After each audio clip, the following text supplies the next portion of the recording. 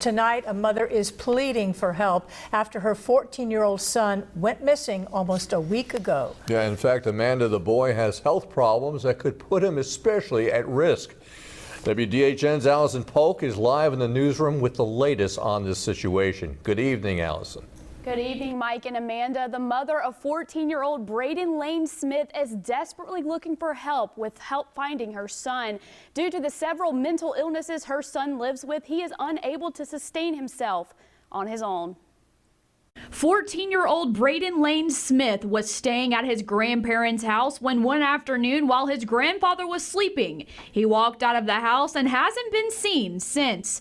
Due to Braden's several mental health issues, which include bipolar disorder and ADHD, he is unable to sustain himself on his own or to make a clear judgment, according to his mother. And I want to stress to the public that my son has significant mental health issues. These conditions impair his judgment, and we are very concerned because we're not sure how Braden would react in real-world situations.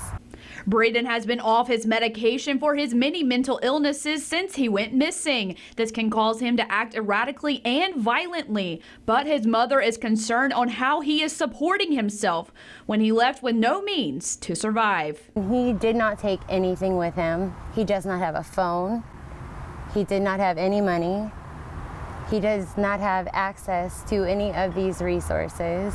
And my son would have to have someone helping him to be able to sustain himself, because he cannot sustain himself on his own. He is not capable of doing so. Braden's mother is now pleading with the public to help her find her son. Malone is pleading that anyone with any information to her son's whereabouts to please contact her at 334-781-5016. And according to the Dothan Police Department's Facebook page, Braden is possibly attempting to travel to Irondale. He was last seen in a black hoodie, jeans, and carrying a red backpack. Now back to you.